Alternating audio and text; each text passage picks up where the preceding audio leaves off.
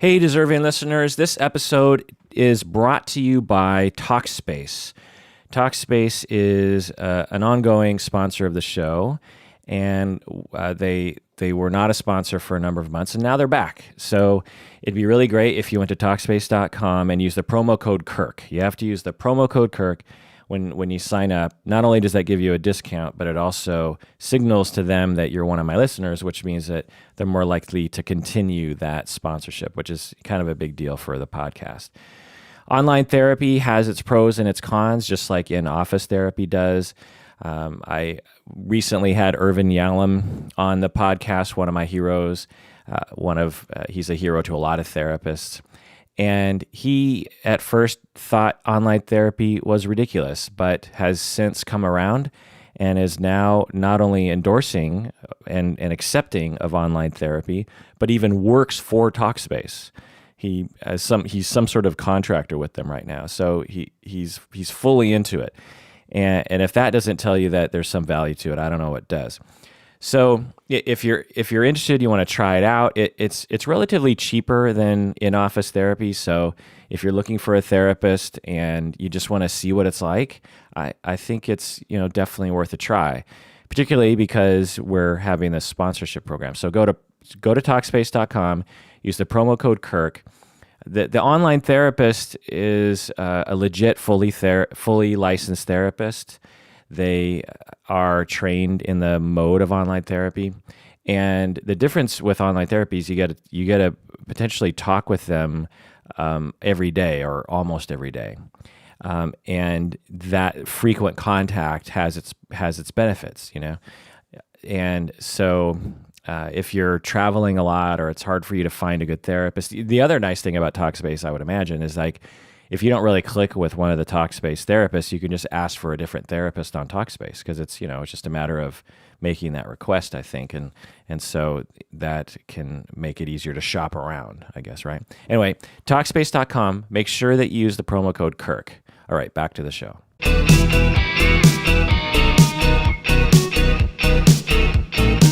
Hey, deserving listeners, it's just me today. I thought I would respond to some patron emails. This first email actually is not from a patron, but it was interesting, and so I wanted to talk about it. But before you do that, let's introduce the podcast. This is the podcast that is called Psychology in Seattle, and I am your host, who is called Dr. Kirk Honda. I am a therapist and a professor.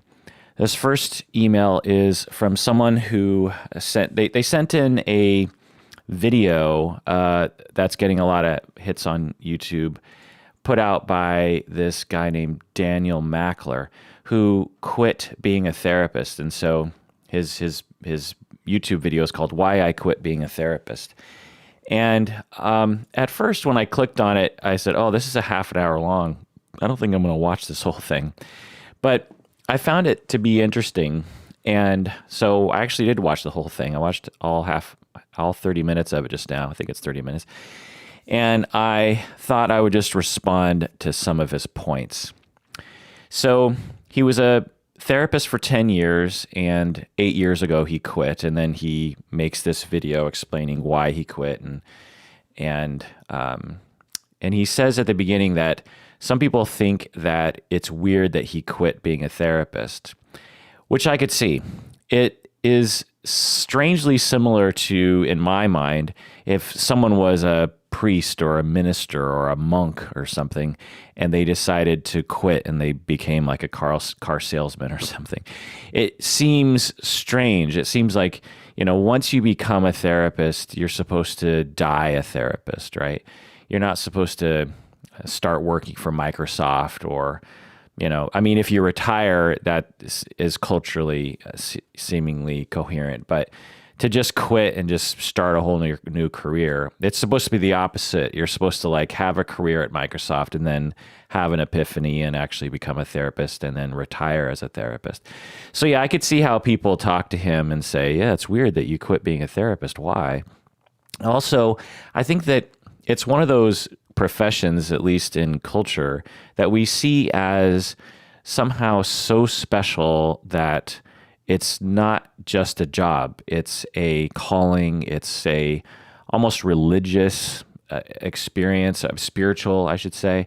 Similar again to being a priest or a minister. You don't choose to be a priest because of the money or the hours or the benefits. You choose to be a priest because you want to be close to God and you want to spread the word, right? And yeah, you happen to get paid for it. And I think being a therapist is at least somewhat similar to that. Maybe not quite that far, but it's seen that way. It's like you don't become a therapist for the money.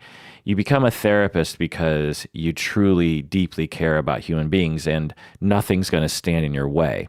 And to some extent, I agree with that cultural notion. But on the other hand, it is a job, and there are lots of ways to care about human beings. And people do it for the money. I don't volunteer my time. I do pro bono work, but only because I get paid enough at my regular, work to be able to do that.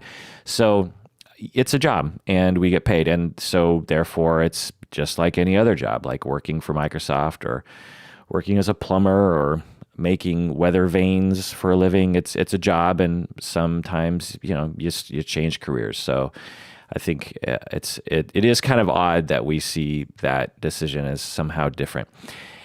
Some particulars that I got from his video is that he has a social work degree. I think he's a master's level social worker in New York, but he calls himself a therapist, which is fine. There's nothing wrong with that, but it should be pointed out that he doesn't have a therapy or a counseling degree, he has a social work degree. That can mean a lot of different things, as I've talked about in other episodes. For some people, social work degrees are like 90% what a therapy or counseling degree involves. But some social work degrees are very much more, and therefore don't go as deep into psychotherapy and counseling and go more into social work types of education and training, like how to work at a hospital, how to work with healthcare, how to coordinate care, how to case manage, and that kind of stuff. So I don't know exactly what his education was, but I think that's notable as I go into the rest of what he was talking about. He says that he worked with adults primarily, and he really liked it. He talks about how he was fully into the job. He loved being a therapist. And also he talked a little bit about his income. I mean, he didn't go into full detail, but he said at one point that he got paid $37 per session, which I don't know exactly what that means, because that's very low. Typical, because I think he said he was in private practice. And so to get $37 a session, I'm guessing he's getting paid through Medicaid, because that's an extremely low rate. I mean, even the crappiest of health insurance outfits won't go that low. So in Washington State, for example, for whatever reason, private practitioners can't use Medicaid. And so we have to use private insurance, like Blue Cross, Blue Shield, that kind of thing. And so I wonder if New York State is one of those states where they actually do allow Medicaid, and therefore you're getting a lot of government rates, which are a lot lower. Just to give you an idea, in Washington State, we have Premera Blue Cross, and they pay about $120 per session. So, which is lower than my rate, which is $150, but $120, that's fine with me. And to get as low as $37 a session. Now, some of you out there might be thinking, $37 an hour, that's insane. That's a lot of money. But that doesn't include all the expenses. It also doesn't include all the paperwork time and the stress involved and the supervision and consultation you need. It's sort of like saying to a lawyer or something, it's like, you're charging $300 an hour? That's insane. Well, that doesn't, they're also working a lot and not getting paid, is the point. So you have to pay your own taxes, blah, blah, blah. So, $37 a session probably works out to be, depending on like if you're renting an office, you're in New York, blah, blah, blah, might get as low as like actually just getting $15 per hour after taxes and everything like that, maybe 20, I don't know. Anyway. And plus, people have student loans often. Graduate school is expensive. So, having said that, you can make a good living. I just saw a squirrel outside my window just make the most awkward but amazing leap from my garage into a pine tree. And it just made me laugh. So I decided to laugh, and then I decided that I had to explain why I was laughing. Okay. So he said that he quit being a therapist for a number of reasons. One of the reasons that he says is that he says that the mental health system is completely screwed up, he says. And, he didn't provide really any data immediately about why he was saying the mental health system is screwed up.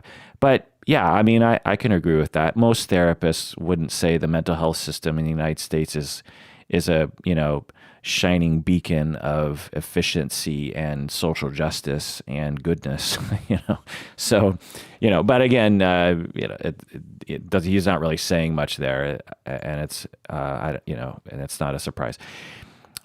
Something also that he said, and I'm paraphrasing. I took notes while he was talking, but I'm paraphrasing. He said that the mental health system is pseudoscientific and unscientific. He even said it was antisocial, which I'm not sure if he means asocial, like against society or something. I don't know. But he seems to be saying essentially, if I was to sort of parse through what he was saying in terms of what his claim is, I think his claim is that he thinks that therapists aren't educated enough and that they're not effective with their clients. Throughout his half an hour talk, I will say, if there's one criticism I would have of it, but just an overall thing here is, he makes a lot of claims that are justified. It's just a matter of how he dealt with them. So I'm not going to tear him apart with the different claims. So he basically attacks the entire mental health system. And a lot of his complaints about the mental health system, I will agree with. It was just, and if he decided to quit to be a therapist, that's totally fine. There's absolutely nothing wrong with him quitting because of that. I've had friends quit. I've thought about quitting myself. So it's not, I don't fault him for that at all. But he kind of extends his talk into basically saying, he doesn't say this directly, but he's basically saying he's the only effective therapist because he didn't act like a real therapist. And I don't know, he said, he wasn't cold, he was very warm, he wasn't concerned with the things that all therapists were concerned with.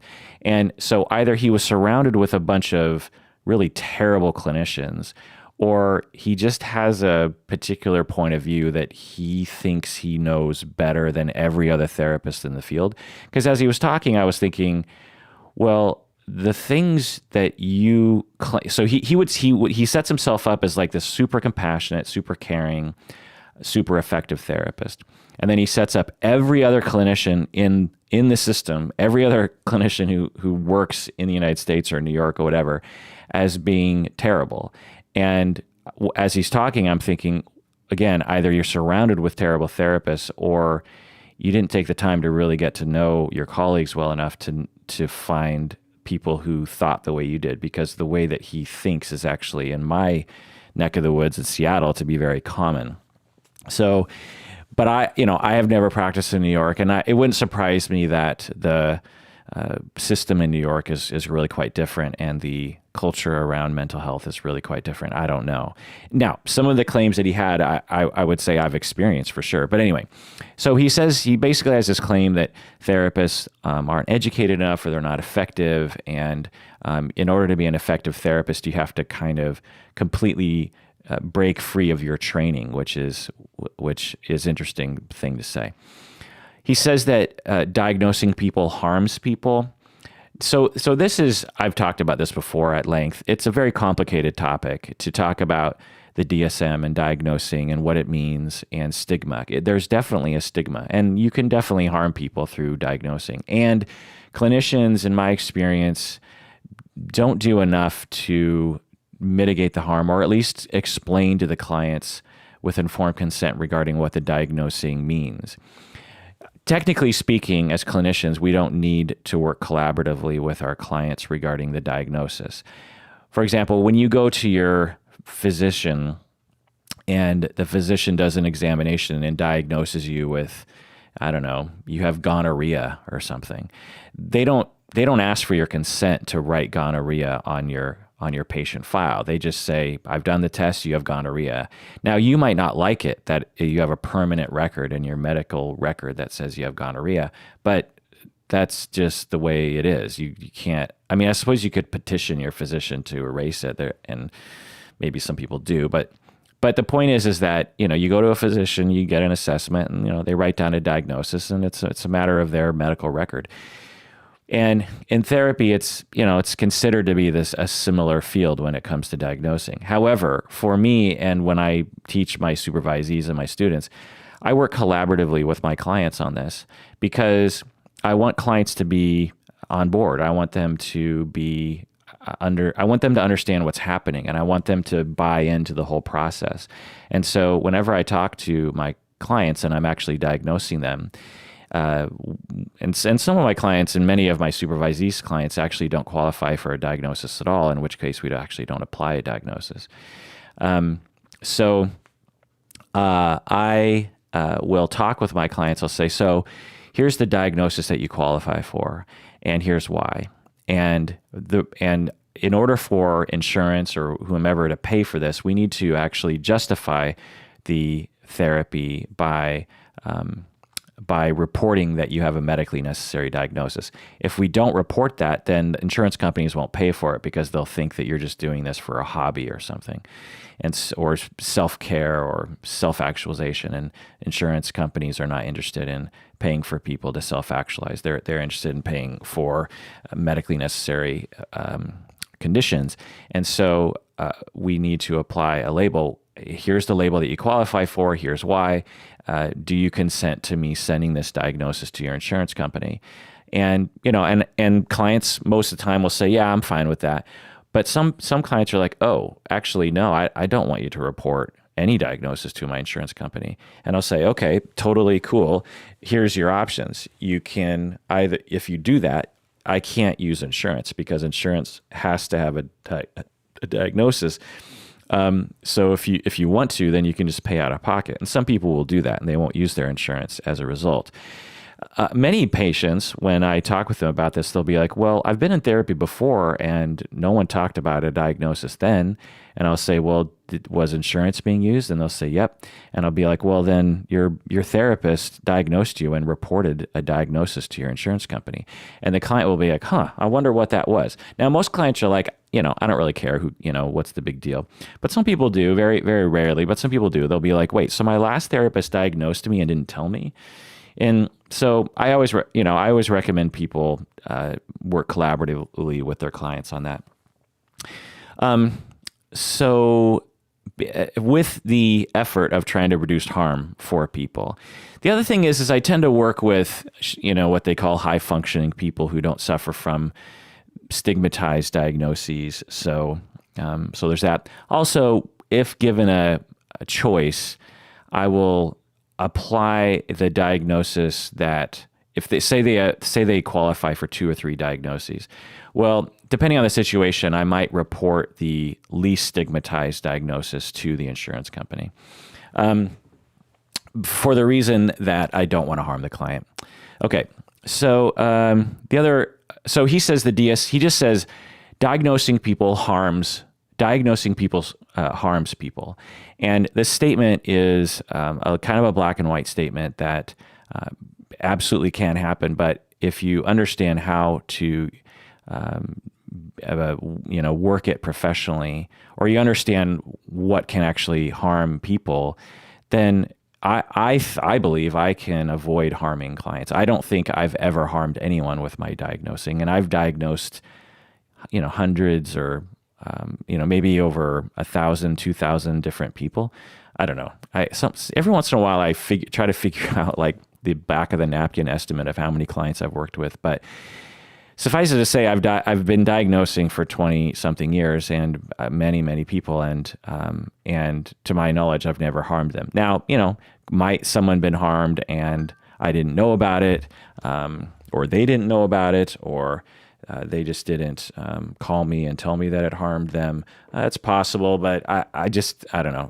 I can't see that happening with a high likelihood. Because really, the times where diagnoses will harm someone is, as long as confidentiality is upheld, which it usually is when there are, you're like, I had a client once who worked for a job that was like with the government. And so you couldn't have a diagnosis or else you wouldn't be able to work in that job, in that industry. You would actually lose your job if you were diagnosed with anything in the DSM. And so I tried to work with him on that. At some point, it became impossible, and his condition became so aggravated that we both agreed that he needed to come clean with his workplace about it. But that was something I worked with him collaboratively. So in that instance, and other people will too, have situations where their jobs or I don't know, something else will depend on them appearing as though they have no mental health condition. Now, the thing I'll say to that is that's wrong. That's not our fault. That's the fault of these professions not understanding that half of Americans at some point in their life will suffer from a mental condition, and that doesn't mean that you can't be a good employee. There's this extremely silly heuristic that if you have a condition in the DSM, you're crazy and you're going to be a terrible employee, and it's like there's no evidence of that. Certainly there are some conditions that will compromise your ability to work at a particular job, like if you're delusional and you're a dentist, like I don't imagine those things go very well together. But having an anxiety disorder or suffering from PTSD or occasionally having depression or having a personality disorder there's no evidence that says that you are any less effective than anyone else. In fact, some mental conditions might actually make you more effective on the job. So there's that. Other situations where diagnosing will actually harm people would be as if you used it in a way that hurt their feelings, right? If you just were like, you are borderline because you have terrible relationships, or I don't know, just some kind of stigmatized message, or you diagnose someone and then they go on the internet and they are hurt by what they're reading on the internet about people with that sort of diagnosis. And again, that's not our fault. Therapists don't stigmatize it in general, but society does. And that's unfair to the clients for sure. And it's up to the therapist to mitigate that. It's like, so if you're really curious what your diagnosis is, let me explain it. But understand, if you go home and Google this, like there's going to be a lot of really terrible things people saying about people with this condition because society doesn't understand this. And let me explain why. Also, this diagnosis, it's just between you and me. So, we don't have to, it's something you can disclose to people if you want to, but let me explain this whole thing. So anyway, that could go on for a while, but anyway. So he says, he quit being a therapist because diagnosing people harms people. And it's like, well, I can. But there's ways to mitigate that for sure. Also, he claimed that most people can be diagnosed with anything if the therapist just feels like diagnosing them. Basically, what he's saying here is like anyone who walks into your office, whether they have an actual mental condition or not, can be diagnosed with something in the DSM if the therapist just kind of fudges some things, or makes a good justification for something. And yeah, that's true. If it's such a squishy science, it's such a soft science that a qualified clinician, if they cherry pick the data from the client, there are very low threshold diagnoses in the DSM, like adjustment disorders, or something I see a lot, which is a total hack move, which is to diagnose someone with anxiety disorder not otherwise specified, which is a sort of catch-all, like, well, this person's anxious, but they don't qualify for any of the actual, anxiety disorders, so I'm going to label them with this. And yeah, I mean, the criteria are so squishy and in the eye of the beholder that it's true. Most people, if not everyone, can be sort of falsely, illegitimately diagnosed with a mental condition. And this happens. So this is something that I agree with him on, in that it's a bit of a sham sometimes in terms of the diagnosing practices that are happening sometimes. Because, again, as I was saying earlier, in order for people to get services, they need a medically necessary diagnosis that needs to be reported to the insurance company. And some therapist will, I don't have direct proof of this, but I just, from my anecdotal observation, it seems as though some therapists, some counselors, some psychiatrists will either actually lie and say that this person has a medical condition so that they can get services, or they'll kind of fudge it in their mind to make it so that they believe the person does have a medical condition, when if they really thought about it, they didn't. So yeah, that can happen. I would say, on percentage-wise, anecdotally, I would say that probably happens, 10 or 20% of the time. So it's significant, but it's not most of the time. Most of the time, people come in, they have a presentation that makes it pretty easy to apply a diagnosis, and most clinicians would consider it "quote unquote" legitimate. So it's a complicated thing, and are bad things, and sometimes there's just literal fraud. I mean, there are people caught by the government every once in a while who are knowingly, fraudulently applying DSM diagnoses labels when clearly the person doesn't have that. So there's all that. And yeah, that's a problem. But again, just because of, that's not a problem with all therapists. And many therapists are on the up and up, and they try to be ethical about that. And, I know therapists who actually refuse to diagnose people altogether, and they don't work with insurance companies. They're in private practice, and they don't even work in that system. They don't, in their mind, they might diagnose people, but they don't put it on the file, and they don't use insurance companies, so they don't have to report that. So, there's a lot of different things that are happening. From my understanding of what his job was like, was he was working pretty closely with psychiatrists, I'm thinking. And so that system definitely is different than the general psychotherapy system. I mean, if you're working close with psychiatrists, it's just a different approach, and it's a different mindset. So in general, there are some psychiatrists, some nurse practitioners, psychiatric nurses, who talk exactly the way that I do. And when they talk, I'm like, oh yeah, amen, sister. But sometimes when I talk with medical professionals, psychiatrists, and the way they talk about their clients, and the way they talk about diagnoses, and the way they talk about ongoing care, it sounds like another world. And I'm not saying it's ineffective. I'm just saying that the kinds of things they deal with. I mean, if you're a psychiatrist and like 95% of your patients have had a psychotic episode in the last, 3 or 4 years, then that's a different life. That's a different profession. It's a completely different profession than me, who works with people with trauma, works with people who have grief, and have never had a psychotic episode. It's a completely different sort of mindset, right? Because you can't use psychotherapy to alleviate psychosis and delusions. I mean, you can kind of mitigate the stress a little bit, but if someone's having a psychotic episode, there's no amount of counseling that's going to take that away. Everyone agrees that that you can't do that. They still deserve compassion. They still deserve positive regard. They still deserve support. They still deserve the ability to vent, which means that therapy can meet all those needs.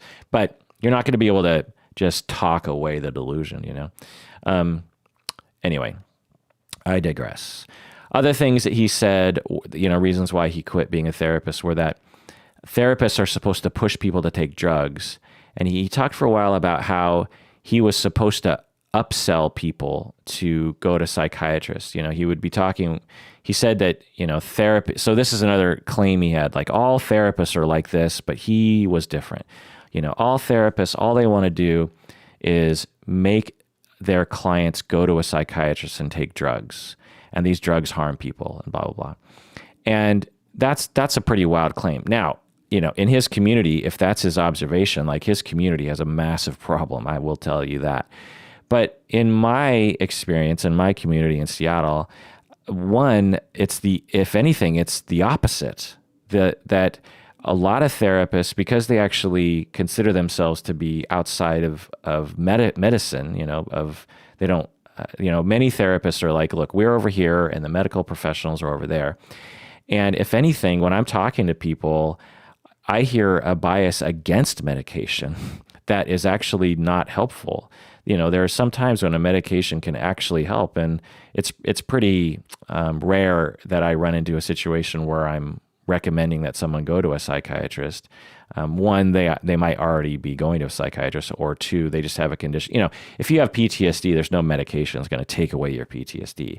If you have grief, there's no medication. But if you're suffering from, significant suicidal ideation, sometimes the medication is justified as like, well, it's either try this one or maybe you'll die next week. I don't know. So, it's a complicated thing, but anyway, the point is that in his community, he was saying that everyone was pressured to upsell people to go to a psychiatrist, and he saw that as a big problem. And I would say that, yeah, if he or anyone in his community were pressuring clients to go to a psychiatrist against their will, or as some sort of magic bullet that was going to solve everyone's problems, then yeah, that's a problem. But he's attacking a straw man, as far as I can tell. That's not. I would like to see the evidence of that claim that therapists are super big on upselling to medication. Now, if you're a social worker and you work very closely with psychiatrists, I'm guessing that you probably do get some pressure, because psychiatrists, that's the way that they think in general. Now, there are exceptions for sure. There are many psychiatrists, particularly younger psychiatrists, or I don't know, more cutting edge psychiatrists that are interested in talk therapy, who absolutely understand that there's a bias toward medication that they actively fight against themselves. Is that a problem in our society? Yeah. Are we medicating people too much? Yeah. In some ways, we're medicating people too much, and in other ways, we're not medicating them enough. Just take, for example, with ADHD. ADHD is both underdiagnosed and overdiagnosed. So you have many people who are being diagnosed with ADHD who actually don't have it, and they're being given medication and sometimes forced to take medication if they're children when they actually don't need it. And a lot of kids like that. You also have a lot of kids and adults who have legitimate ADHD, executive function problems, who have never been diagnosed with ADHD and have never taken a medication and should be taking a medication, or at least should try it, And so it's both, because our society is, we just are fairly immature and childish when it comes to mental health and when it comes to awareness of this kind of thing and stigma and all that kind of stuff. Anyway. Another reason why he said he quit being a therapist was because insurance companies put pressure on him to justify why he was seeing his clients so often. So in this situation, it's hard for me to tell what's happening, but I definitely know what he's talking about. Basically, he was saying that he was working with some clients who really needed a lot of care, and so he was seeing them like 3 times a week, and it was actually helping them. And then the insurance company, he was actually helping the clients. And then the insurance company would call him and say, like, whoa, why are you seeing this patient 3 times a week? Like, that's not normal. And then they would say, if you want to continue seeing this patient this much, you're going to have to justify it with a treatment plan. And so he didn't like that. And I don't know exactly how, he didn't describe the back and forth, but from what he did describe was basically he felt like it was an imposition on him that he had to justify it. And then once he did justify it, they actually did pay for it. So here's the thing on that. Insurance companies are not in the business of trying to elevate the human race. Insurance companies are corporations that have stockholders, and their mission is to make money for their stockholders. That is their mission. That is why we have a problem with our mental health care system in the United States. And that is why we should probably go toward a government system that, will have problems too, but won't be so profit oriented. When you introduce profit into the medical system, it gets weird. But anyway, so that's why, when a case manager at an insurance company sees one particular therapist that is costing their bottom line like 3 or 4 times as much money than a therapist next door, it's just a matter of statistics to them. Then, they don't care. So they're going to call you and they're going to put pressure on you, and they're going to ask you to justify it. Now, what they're thinking is that what they're hoping, in my estimation, a lot of times these insurance companies, is that you'll give in to the pressure and you'll reduce your service and you'll reduce the cost to them.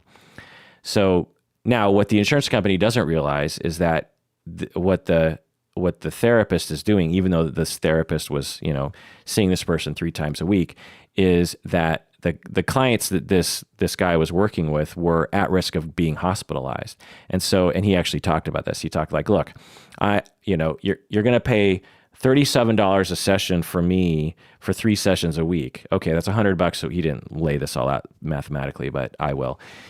So you got $100 a week to have me provide this service. Well, what I'm doing is I'm keeping this person out of the hospital, which is like $1,000 or $2,000 a day. So, you're winning by this. And I think insurance companies do consider that sometimes. But they're also trying to balance it out with like, is this therapist just kind of off the rails, blah, blah, blah. Anyway, so what this therapist was saying on YouTube, he's like, this is complete bullshit. I shouldn't have to justify it. He didn't say those exact words, but he felt that conflict between him and the insurance companies. And yeah, amen. I have been there, but I understand the context. I understand that insurance companies aren't my friends. And I understand that it is a inherently conflictual relationship at times, for sure. I mean, I have absolutely felt that pressure, and I've absolutely fought for my patients to be authorized to get more services, for sure. And it can be extremely annoying and extremely stressful, and is one of the worst parts about being in private practice. Now, if you're working at an agency, you never really have to do with that because there's like an office person who deals with that. And if you have an office person and it's their job, they're sort of used to the whole conflict thing and they know how to play the game. But for people in private practice, it's kind of a rare thing that we actually get asked to justify our service. And so it often throws therapists into this loop, into this like, downward spiral of like shame and inadequacy. And once you get good at it, you just, you go through the motions, and if it works, it works. And if it doesn't, it doesn't. It's just business. That's how I eventually got my place too. I was just like, well, I could, let this destroy my day or my week, or I could just be like, look, what can I do? What hoop do I have to jump through to make this happen? And, I'll try to jump through the hoop, and if it works, it works. And if it doesn't, it doesn't, and if it doesn't work, then I'll just go to the patient. I'll just be like, sorry, I tried, but the insurance company isn't paying for more services. And I'm really sorry about that. And that's another part of the thing that he was talking about, was that he seemingly really cared about his patients, and he saw a lot of patients suffering a lot. And he had a really hard time with that. And so these pressures from like, get him on medication, and other people were like, justify your service. It just felt really unfair to him, and he had a hard time coping with that. And I get that, that if you have a heart, that it's going to hurt. And there are some incredibly disheartening, demoralizing realizations that all therapists have once they enter this field. There are people, I've talked about this story. Years ago, when I was first starting out, I just graduated. I had a client, a teenage girl, who told me that she was being sexually abused by her father. And it was, I don't want to say lower on the scale, but he wasn't raping her. It was like he was doing a lot of creepy things that were undoubtedly sexual abuse. And she's telling me this, and I'm like, oh my God, thank you so much for telling me.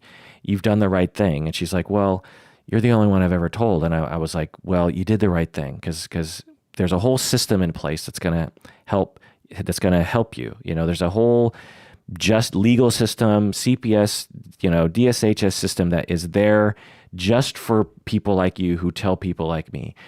We're both going to call Child Protective Services. They're going to swoop in. They're going to make stuff happen, and we're going to protect you. We're going to do what we can. And, you did the right thing by telling me. Well, I was naive. We involved Child Protective Services, and long story short, nothing happened, and they didn't do shit. And now, Child Protective Services sometimes has their hands tied because, it's not like they don't care. They absolutely do care about kids. But the system has rules, and there's laws, and there's procedures, and sometimes kids kind of back off in terms of what they told me originally and blah, blah, blah. But anyway, that destroyed me. I lied. That was 21 years ago, and I remember it like it was yesterday.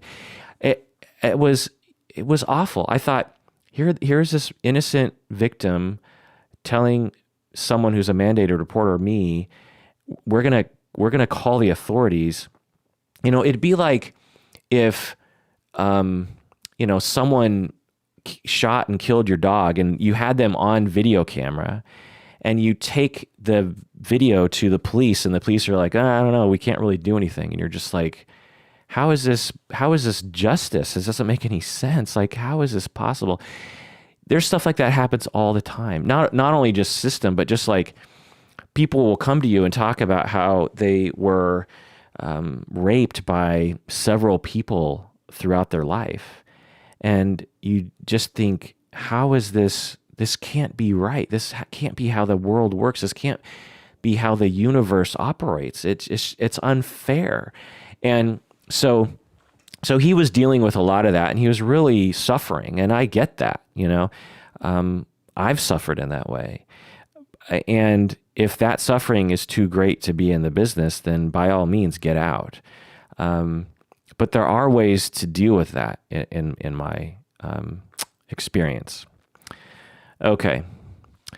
So the other thing about the treatment plans is that in the beginning of my career, when people would ask me for a treatment plan, I would freak out because I had no idea how to write a treatment plan. That's why. Now that I know how to write a treatment plan later in my career, when someone asks me for a treatment plan, I can write a treatment plan in 30 seconds.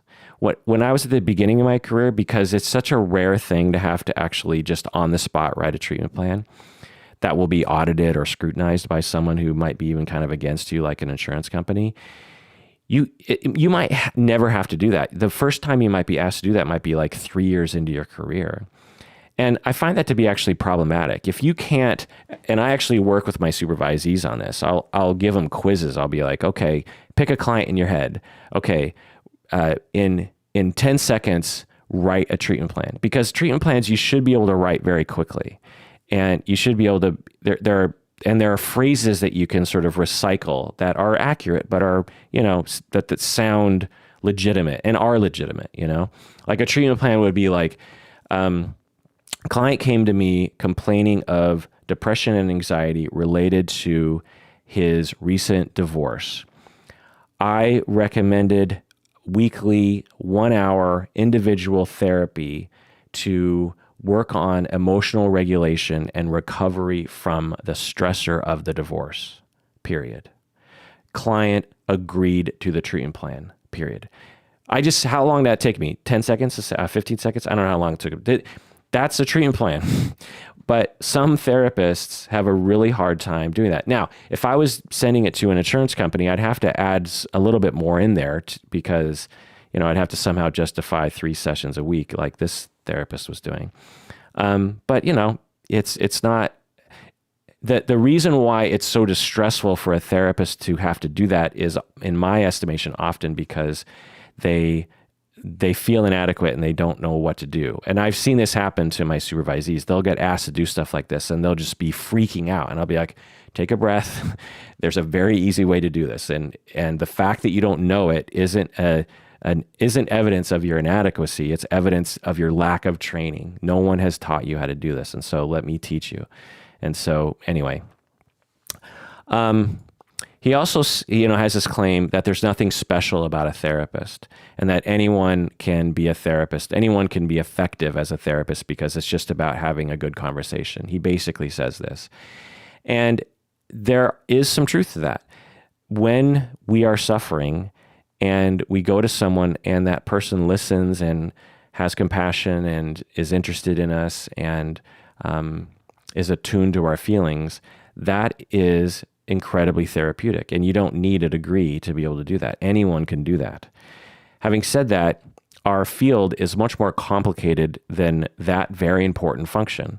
We have lots of other functions like writing treatment plans, for example, like interfacing with psychiatrists, like diagnosing, like understanding countertransference, like understanding transference, like understanding how what trauma exactly is. Intuition is not a good guide when treating trauma. When people are using their intuition or their general sense of what culture has taught them about how to treat trauma, they will actually harm clients. And so, although I totally agree with him that a good, attuned conversation can be therapeutic, that is not the only function of therapy. So, I agree with him on one level, but terribly disagree with him on another level. He also said that he didn't like that he wasn't making much money. Again, he mentioned that he was making $37 per session from the insurance company, which makes me think it was Medicaid, which is a very unfortunate low reimbursement rate.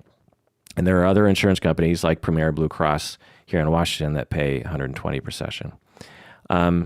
So there's all that.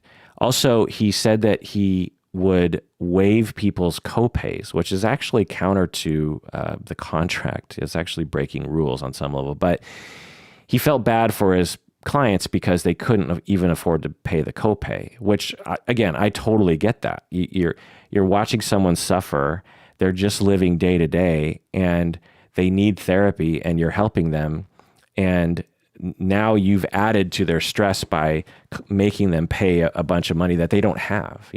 It's like they can choose between eating that day or going to therapy. And that's terribly heartbreaking. And again, that's why we need a government system that pays for this kind of stuff, because no one should be put in that position. So he didn't like that he wasn't making very much money. I think, and he was even charging people on a sliding fee scale and whatnot. So yeah, I get that. And that's also a crime as well, especially with how much education we need and how stressful the job can be. The fact that people are not getting paid very much is totally unfair. You should be able to make a living and not have to destroy your soul in the process, right?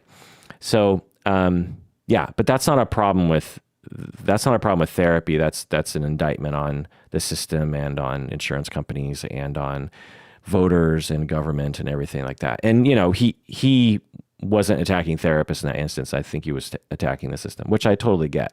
Having said that, I talk with lots of graduates. I'm a professor in a program, and I have been for 20 years, and I've been coaching people on early career. And one of the major things we talk about is how they can pay their bills and make a living and be comfortable.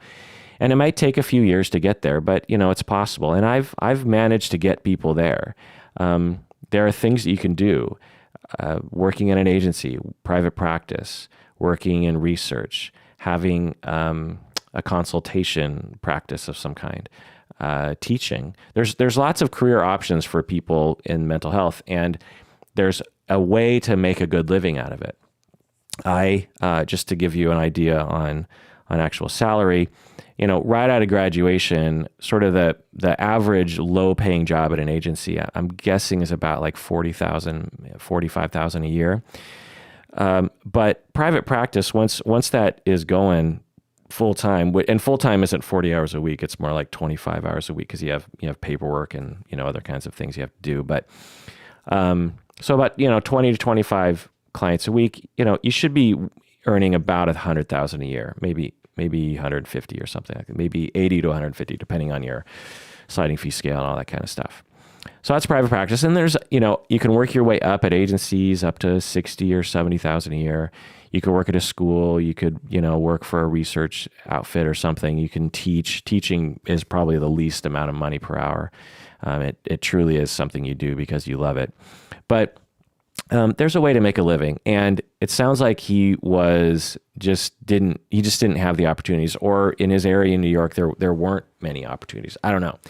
But in Seattle, I say with a lot of confidence that there are a lot of options for graduates, and I work very closely with them and see that they're way more successful than I was when I started out. I'm actually kind of jealous of them sometimes. I'm just like, man, you have a full practice within like 9 months. Like it took me, I don't know, like 4 or 5 years to get there. So anyway. But I get that, it can, sometimes people think like being a therapist, you're rolling in dough, and you can, if after a while, if you have a good mentor and you know how to work it, because there's a lot of different angles you have to work. But the typical job that you get right out of graduation is not glamorous, let's put it that way. So I get that. Another thing that he talks about is that it was a very exhausting job for him. He was very exhausted by the job, and he said that he would cry every day with at least one of his clients. And from the way he talked, he seemed to really care, which is good. And he said, he just says very flippantly, and here's where this kind of straw man or arrogance comes out of him. He's like, yeah, I would talk to other therapists, and they would keep their distance, and they just didn't seem to care. And it's just like, well, again, either you're surrounded by a bunch of cold asshole therapists, or you didn't actually ask them the right questions, because typical therapists that I know are very caring, very compassionate people who would absolutely cry with their clients if it came to that. But anyway, he says he was getting exhausted, and he said after 6 years of being a therapist, he was suffering from what I'm going to call secondary trauma. He was just calling it like suffering, and taking it home with him. He would dream about his clients, but he also started having like an ulcer in his, somewhere in his GI tract. And he said that was a direct result of the stress, which I get. He said when he was on vacation, he was like plagued with his clients. He was worried about them all the time. Again, he dreamt about his clients. And yeah, I get that. Again, that very common problem. And there's a way around that, with consultation, with good supervision, with good practices. There are ways in which you can absolutely retain that caring, compassion, loving attitude and attunement to your clients, and cry with your clients when they cry. And when you're done with work, and you go on with your life. But there needs to be a lot of support and a lot of growth, honestly. You need to, for me, over time, I have developed this kind of, it's a strange ability that I don't think people are necessarily born with. But, my colleagues who are, Bob has come on the podcast, he talks about this too, in which when you're sitting there with your client, you are very attuned, you're very interested, you care a lot. But when you punch out, when you're done with work for the day, I just move on with my life, and I don't carry it with me. Partially because I'm just used to it, but partially also because it's like, well, what good is it going to do for me to worry about this person? It doesn't do any good for me to worry and dream about this person and not have a vacation. My clients need me to be fresh and energetic and robust. And in order for that to happen, I need to be able to put it aside so I can recover, Now, having said that, it also sounds like he was working with clients who had some very difficult problems. It sounds like a funny thing to say, but it sounds like he was working with, I have a supervisee right now who is working primarily with people who have been sexually abused, who have been raped, who have been sexually abused by family members. And this supervisee is having a really tough time because every client is talking about or doing something in relation to having been terribly sexually abused. And that is a lot to deal with. And I don't think it's humanly possible. And there are studies that demonstrate that people who work at these centers that focus on sexual trauma or trauma in general have much more burnout, have much more secondary trauma, have much more psychiatric symptoms themselves. You can develop secondary PTSD. You can develop actual full-blown physical neurological PTSD just by listening to other people's stories about trauma. And so it sounds like this guy might have had that kind of client population. And, God bless him for helping those people.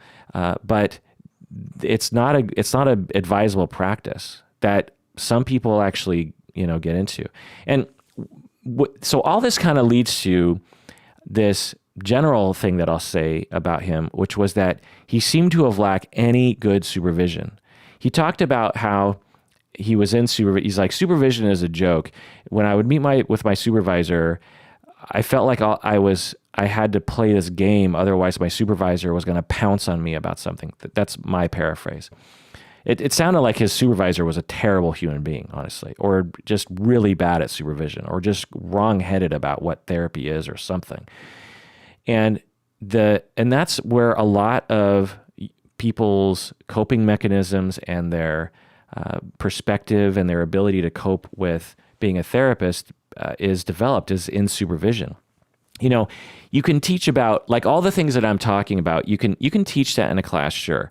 But the main place where a clinician is going to really learn and internalize all of these things I've been talking about, which you can't really learn in a book, is by having conversations with a supervisor who is a safe person to talk to, who is a mentor, who has been there before and self-discloses and is attuned to the supervisee. So it just sounds like this therapist on YouTube was terribly mistreated by inadequate, maybe even harmful supervision. I've written a whole book about this called Multi-Role Clinical Supervision.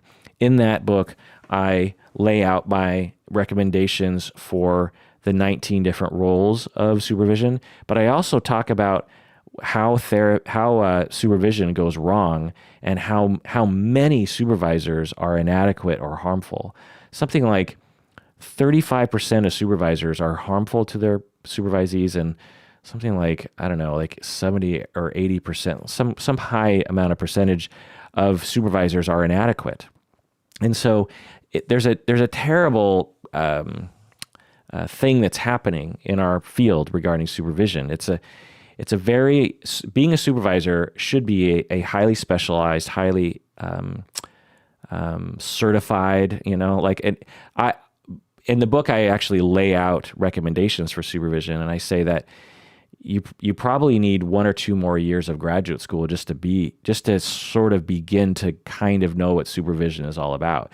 But often supervisors have no training. They're just another therapist that's like been in the field longer than you, and somehow that gives them the credential or somehow the expertise of supervision. Supervision is completely different than therapy, and so somehow it's just like, yep, you're a good therapist, you could be a supervisor. So I think he was incredibly let down and in a very typical way by a terrible supervisor who didn't care, who didn't create a safe place, who didn't guide him on how to deal with burnout, who didn't guide him on how to deal with people pressuring him with meds, who didn't help him learn how to write a treatment plan and how to work within the system, all that kind of stuff.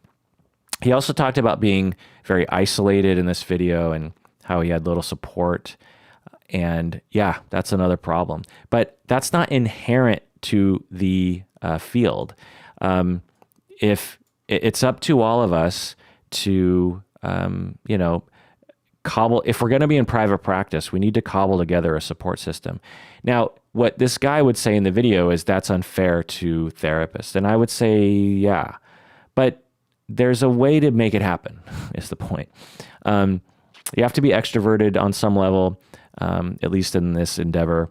You have to be proactive. You have to reach out. You have to build relationships.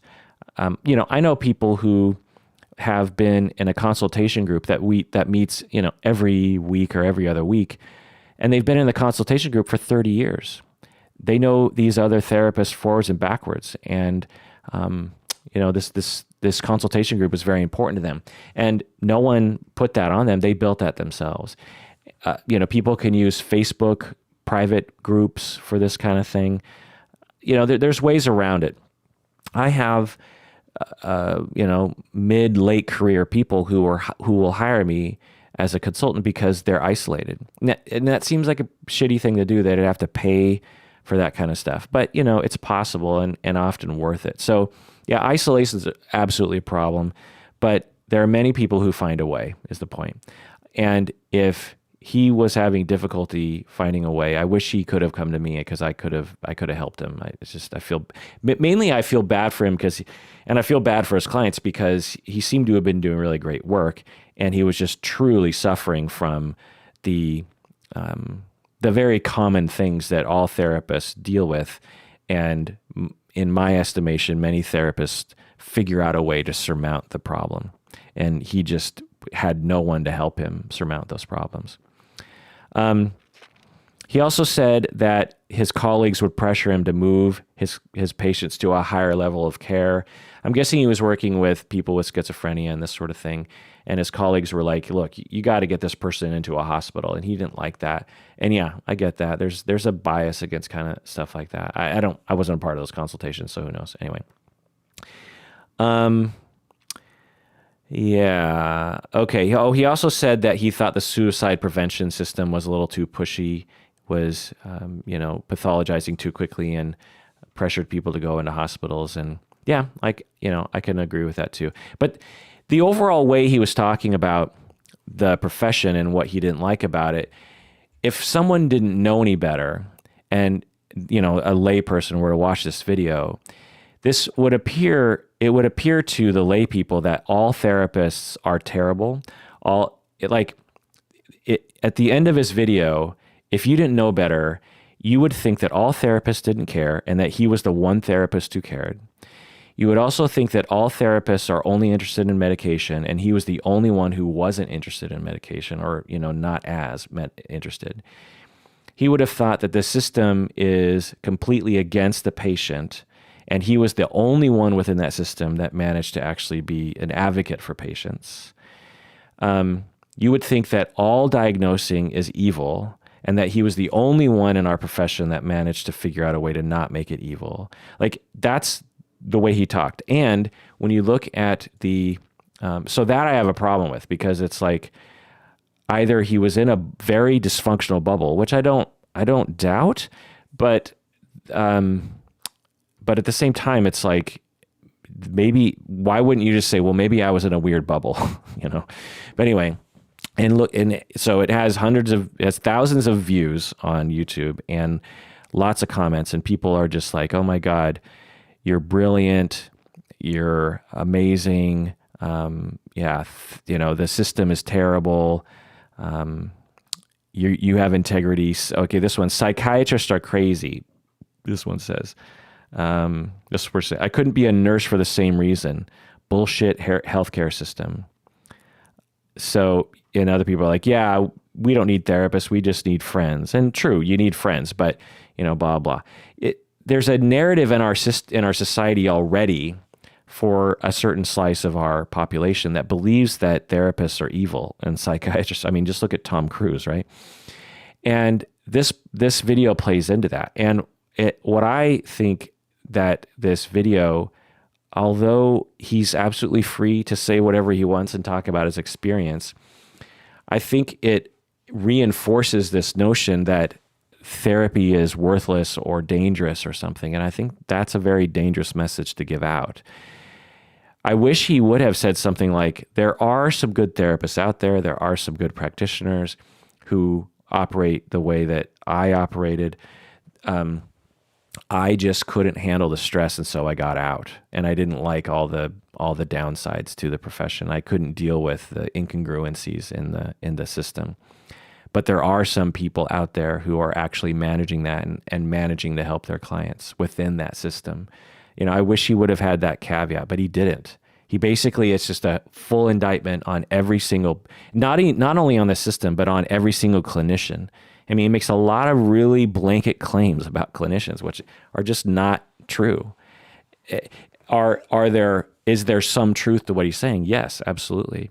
But to say that he was the only one in the entire sea of clinicians that managed to be effective as a therapist and actually listen to his clients is a ridiculous notion. So I don't know. I've been dealing since I started in this profession with a lot of stigma against my profession. It's better now in Seattle in 2018, but when I was, in the 90s, the average person who, people would ask me what I do for a living. When I first graduated and people asked me what I did, so what do you do? I would be truthful. I'd say, oh, I'm a therapist. And I was proud. I liked being a therapist. I liked the profession. I chose it because I consider it a noble profession. I consider it to be very meaningful to me, and still is. And I would find that people would they would either be indifferent, which is fine. I don't need people to care. And some people would be like, oh, that's interesting. But there was a good portion of people that'd be like, oh, what do you mean you're a therapist? I mean, this happened just a few years ago. I think I talked about this in the podcast before. I went to the dentist, and there was this new assistant, and she, so as I'm going to tell this story, it's going to sound as exaggeratory, but I guarantee you it is not. This story is just so bizarre. Anyway, so, she's like, here, come into this office, sit down in this chair, sit down. And she's making small talk, and she's pretty bad at it right off the start. She's kind of awkward. She's like, well, so, the weather, blah, blah, blah. And I'm like, yep, weather, blah, blah, blah, random small talk. And she's like, because it's the middle of the day. She's like, oh, so are you done with work today? And I'm like, nope, got to go back to the office after this. She's like, oh, what do you do? And I'm like, oh, I'm a professor. And she's like, oh, of what? And I'm like, oh, I teach therapists, I train therapists. And I always just cringe whenever I say stuff like that, because I just never really know what kind of reaction. I've said before, sometimes I just tell people I work at Microsoft. People, at a dinner party, they'll just be like, so what do you do? I'll be like, oh, I work at Microsoft, because Microsoft is this huge, a lot of people work at Microsoft Seattle, or Amazon. Well, I work at Amazon. And, because no one wants to know about your job at Microsoft. Like, no one's interested in what you're doing at Microsoft. So if I say I work for Microsoft, there's no other questions, and I can move on with my night, and we can have a good conversation and not focus on, what I do for a living, or that I have to justify my whole profession or something. Well, anyway, so I sit down but I tell her, and I'm like, yep, I'm a professor. Oh, what? Oh, a trained therapist. And she immediately says, oh, therapy, oh God, what'd she say? She said something to the effect of, therapists are only in it for the money. That's what she said. She said, oh, therapists, they don't really care about people. They're only in it for the money. And I'm not threatened by people's opinions of stuff like that, because I know better. And so, it'd be like saying, oh, all Americans, they're just running around with guns shooting everybody. It's like, no, but I'm secure enough that I don't feel like I have to fight against her. In my head, I'm just like, wow, that was a shocking thing to say. And two, what a weird time to say such a thing. And three, like, now I'm embarrassed for her, because I'm just like, oh man, in like a half a second, she's going to realize what she just said, and that she just basically negated my entire, not only what I do for a living, but also like the entire training program I work for. And she's gonna realize what she did wrong, and she's gonna be really embarrassed. And so, man, she's probably going to have to recover from this, and I feel really bad for her, But that's not what happened. She continued to talk about how she had gone to therapy once, and he didn't care about her, and he kept asking her how she felt about things, and she didn't know how she felt. And she said, stop pressuring me to tell you how I feel about things, and therapists, she just doubled down and like went down this road. And I just thought, like, what this is why I don't tell people why, this is why I don't tell people what I do. And I just instantly was like, why didn't you tell her you worked for Microsoft? All you had to do was say you work for Microsoft and everything would have been okay. So, that was just a few years ago, and that was a young person. That's not someone who's, old and stuck in their ways, not to be ageist. There's a whole group of young people who feel the same way that, the previous generations did about our profession. So there's a reason for that, and so there's this whole notion out there, and particularly in certain echo chambers, that the mental health system is something that is actually harmful inherently to human beings. And that is a very dangerous thing to say, because there are people out there who need to go to a therapist, who need help, who might even need medication. I don't know. And this video might encourage them not even to get any help. And I consider that to be irresponsible. Again, he could have said everything the same in the video. He didn't like the profession. He thought that the therapists around him were unethical. He thought that the system wasn't interested in the patients. He thought that you couldn't make enough money in the profession. He could have said everything the same, as long as he also said there are therapists out there who actually care. And if you're going through something significant, you shouldn't use my video as an excuse not to go to therapy, because there are some good ones out there. It might just take a while to find that person. That's all he had to say. Just one little statement, but he didn't say that, because I don't think he believes it. I think he believes the entire system, every single therapist was terrible, and he was a shining beacon of wonderfulness in that vast sea of terribleness. Well, what do you think? Tell me what you think. You can email me at contact@psychologyinseattle.com, or you can go to psychologyinseattle.com and fill out the Contact Us page. I want to thank some recent patrons who have patronized this podcast by going to patreon.com. We have Amber and Bobby and Rory. Hey, I know Rory. And Salome and Sean. Hey, do I know Sean? I know Sean, right?